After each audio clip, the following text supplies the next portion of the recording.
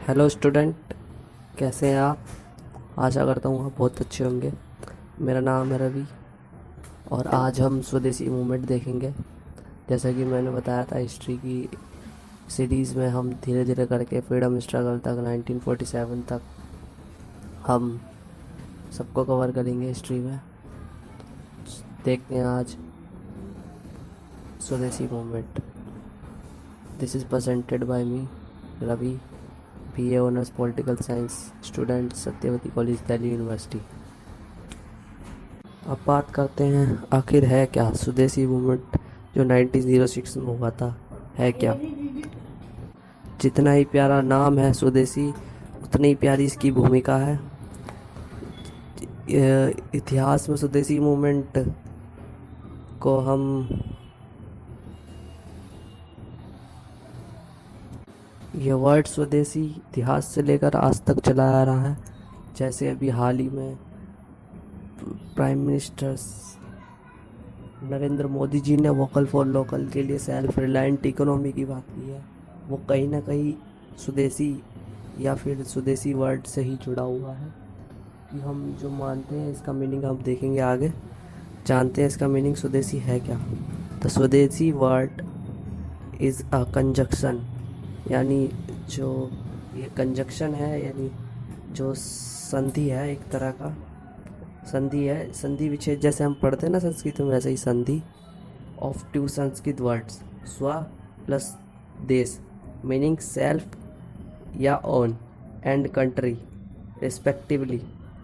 स्वदेश as an swadesh as an adjective या swadeshi as an adjective means of one's own country, यानी सबसे पहले अपनी कंट्री को प्रेफरेंस देना, यानी कुछ भी चीज़, सामान या फिर कोई वस्तु जो है वो अपनी चीज़ अपने ही देश में उत्पादित करना स्वदेशी कहलाएगा। इसी इसी को आगे बढ़ाते हुए 1906 में जैसा कि हम आगे पढ़ेंगे, स्वदेशी जो है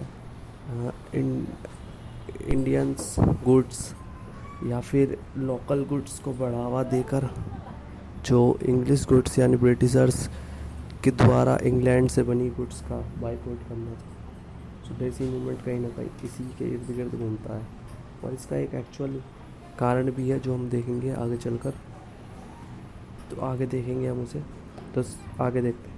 the Swadeshi movement was a part of Indian independence movement and contribute to development of Indian nationalism. जो स्वदेशी मूवमेंट है is a part of Indian independence movements, जैसे बहुत सारे मूवमेंट्स हुए, सहयोग आंदोलन, नॉन कोऑपरेशन मूवमेंट है, सिविल डिसोबीडियंस है, दांडी मार्च है, ये सब जो इंडिपेंडेंस मूवमेंट थे हमारे, उसमें से कहीं ना कहीं एक स्वदेशी का भी नाम आता है, जो कि हमारे देश यानी भारत की नेशनलिज्म यानी राष्ट्रवाद की भावना को आगे बढ़ाता है। तो आगे हम इसकी बात करते हैं। मेन लीडर जो हैं इसके अरबिंदो घोष, लाल बाल पाल यानी लाल लाजपत राय, बाल गंगाधर तिलक और बिपिन चंद्र पाल, मोतीलाल नेहरू, गोपाल कृष्ण गोखले। इसमें जो लाल बाल पाल हैं वो एक्सट्रीमिस्ट ग्रुप के हैं, यानी जो गर्म दल के नेता है उसमें से हैं। तो दो गुट इसमें बटे थे कांग्रेस, जैसे हम देखते हैं कांग्रेस का भी आगे हम पढ़ेंगे। जो कांग्रेस का विभाजन है वो दो गुटों में हुआ था, नरम दल और गर्म दल।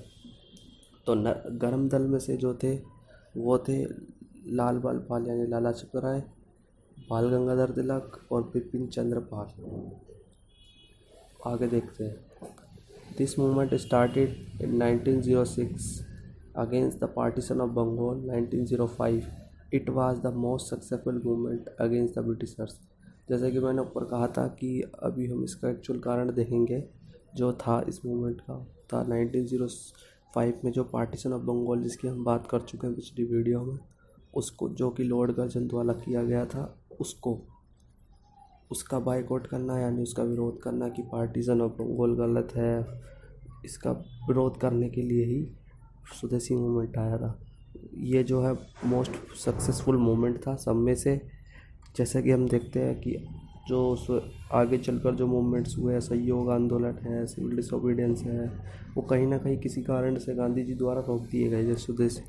जैसे कि असहयोग आंदोलन है, वो गांधी जी द्वारा चोरी चौरा कांड के बाद रोक दिया गया। आगे भी और भी कारण है जो स्वदेशी मूवमेंट को रोका गया, पर जो इसका एम था पार्टीशन ऑफ बंगाल खत्म करना, यानी उसको बंगाल का एकीकरण में, वो काफ़ी महत्वपूर्ण रहा, सक्सेसफुल मूवमेंट बना स्वदेशी मूवमेंट। आगे देखते हैं। It was the most significant movement in Bengal and was also known as Vande Mataram movement in India.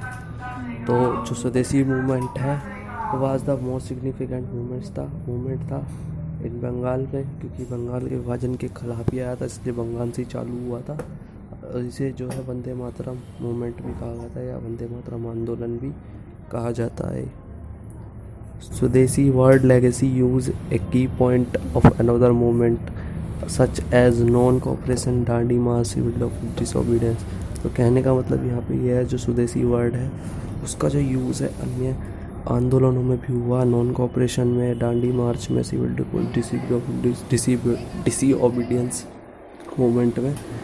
जैसे कि हम देखते हैं गांधी जी द्वारा हर कोई मूवमेंट, जैसे नॉन कोऑपरेशन चलाया गया, सहयोग आंदोलन, तो स्वदेशी वर्ड यूज़ किया, यानी स्वदेशी की कुछ बातों को लिया गया। हर जगह वहाँ पे ब्रिटिशर्स की गुड्स यानी चीज़ों को विरोध में ही वहाँ इसे लाया गया वर्ड को। दांडी मार्च है, वहाँ पे बाइकआउट किया गया है, और फॉरेन गुड्स को वहाँ बाइकआउट किया गया, सिविल डिसोबीडियंस से बाइकआउट किया गया। कहीं ना कहीं स्वदेशी का जो वर्ड का यूज़ है वो अनेकों यानी अगले आने वाले मोमेंट्स में भी यूज़ हुआ, इसलिए इस वर्ड की लेगेसी बहुत ही ज़्यादा है।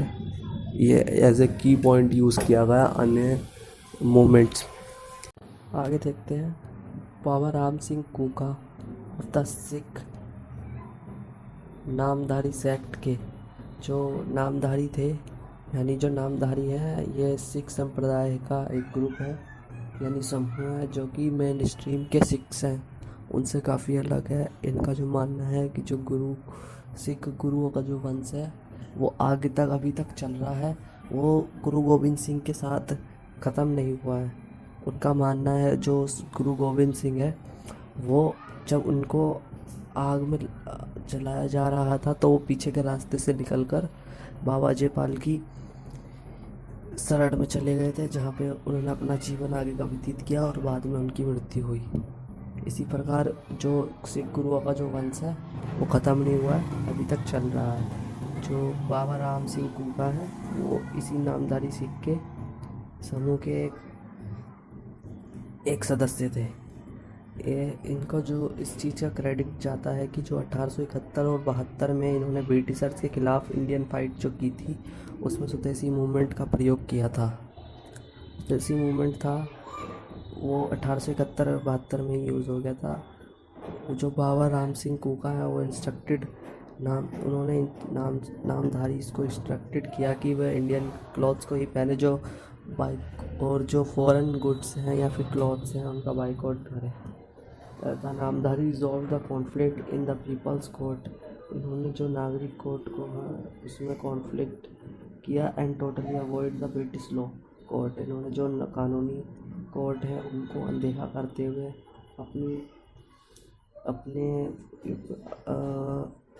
अपने आंदोलन को आगे बढ़ाया। अब और जो इनका सबसे बड़ा जो कदम था वो था कि इन्होंने एजुकेशनल सिस्टम को भी नकारा। ब्रिटिशर्स के टाइम जो एजुकेशनल सिस्टम था उसको भी नकारा साथ साथ। अब आगे हम स्वदेशी मूवमेंट के सिग्निफिकेंस यानी इसके महत्व को देखते हैं। सबसे पहला महत्व इसका है, Swadeshi movement brought a new dimension to the India freedom movement.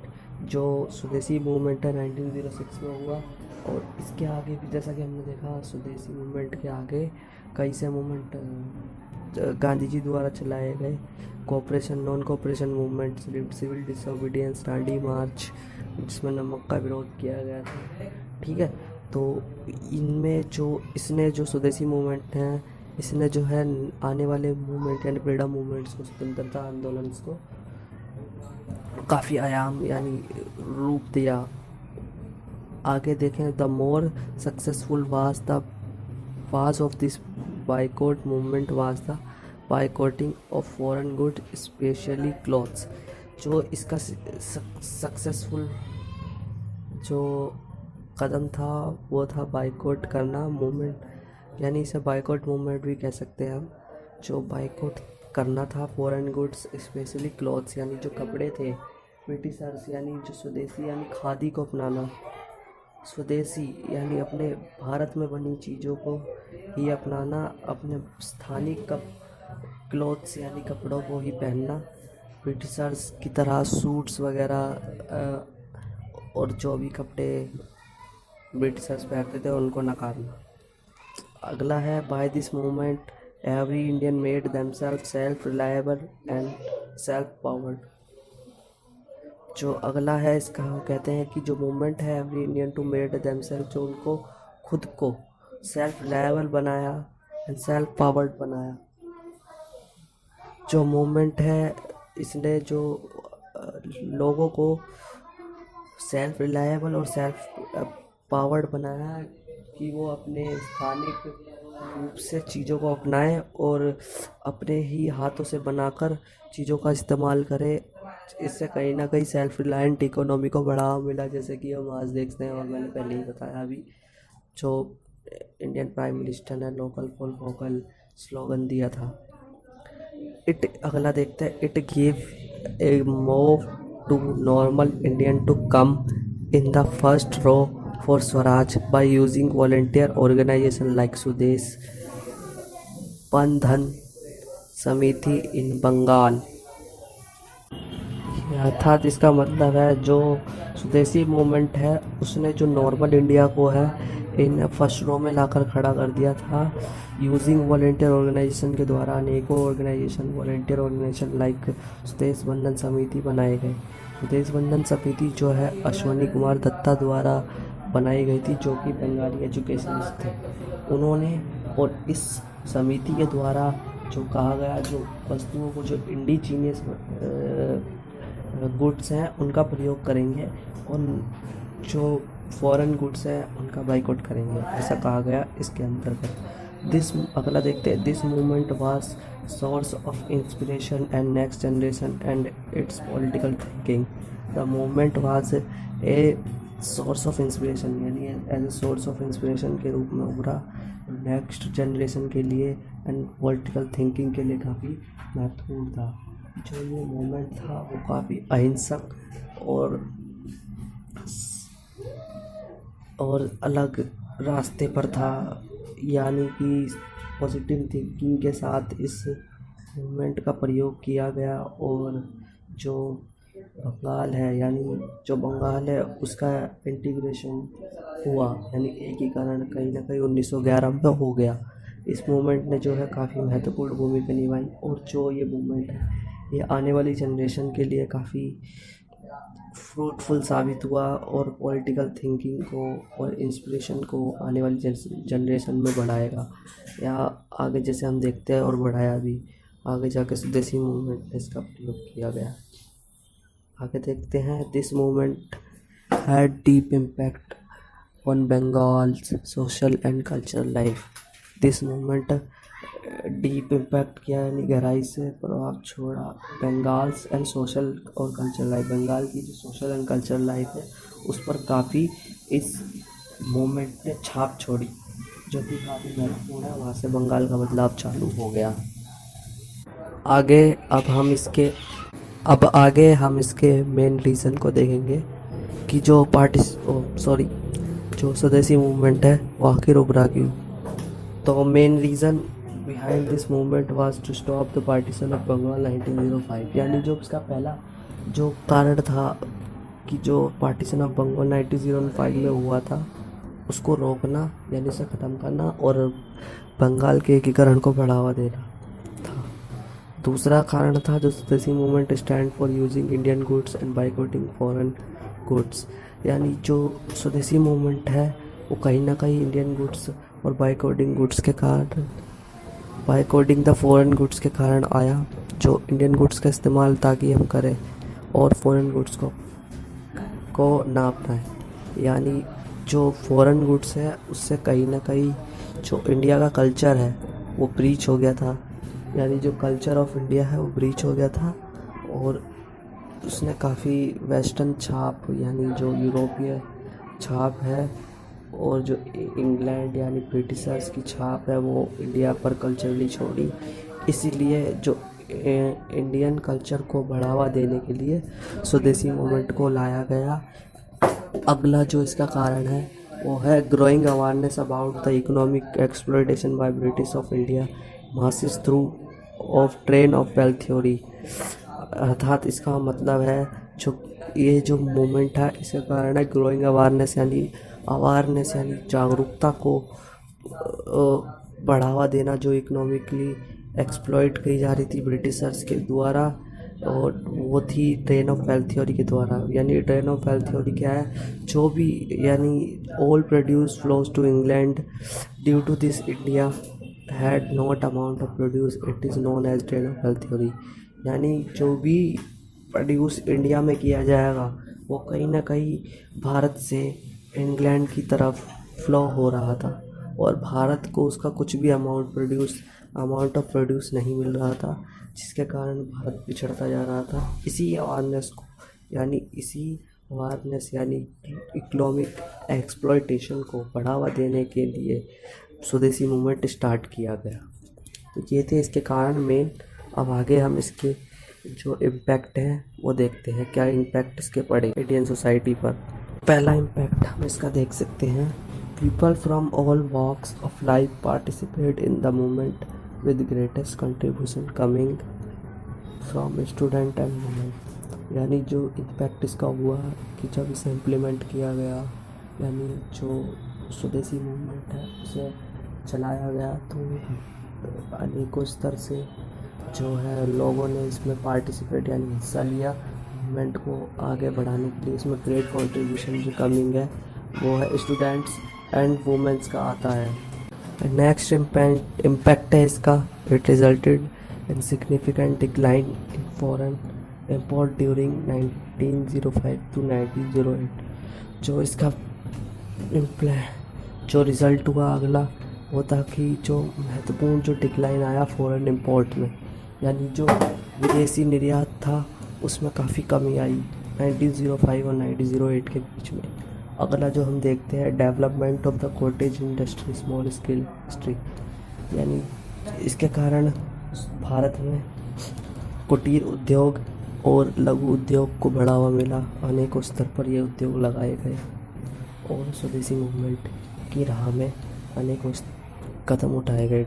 अगला है development of education awareness unity increase. जो अगला है इसका परिणाम वो है डेवलपमेंट ऑफ एजुकेशन हुआ, अवेयरनेस बढ़ी और यूनिटी ऑफ इंक्रीज हुआ। यानी जो एकता है लोगों में, एकता की भावना वो बढ़ी, एजुकेशन बढ़ी और अवेयरनेस बढ़ी। अगला है it led to building to self reliance economy और आत्म शक्ति, असर्टिंग और national dignity, honour and confidence. इसका जो मतलब है कि जो सेल्फ रिलायंस इकोनॉमी है उसको बढ़ावा दिया गया, आत्मशक्ति असर्टिंग की गई और नेशनल डिग्निटी को बचाने के लिए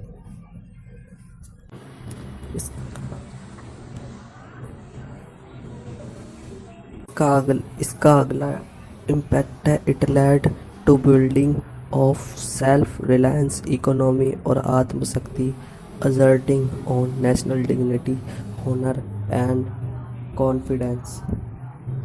इस अर्थात इसने आत्मनिर्भरता अर्थव्यवस्था का निर्माण किया या राष्ट्रीय प्रतिष्ठा, सम्मान और आत्मविश्वास पर जोर देते हुए शक्ति का निर्माण किया। अगला है movement resulted in growth of extreme nationalism amongst youth. इसमें जो है मूवमेंट ने जो एक्सट्रीम नेशनलिज्म है यानी जो राष्ट्रवाद की भावना है उसको बहुत आगे बढ़ाया और लोगों में ब्रिटिशर्स के खिलाफ वायलेंस करने की जो प्रवृत्ति है उसको दबाकर वो शांतिपूर्ण तरीके से आंदोलन को सक्सेसफुल बनाया। तो ये था स्वदेशी मूवमेंट। पढ़ते रहिए, खुश रहिए। This is Ravi signing of.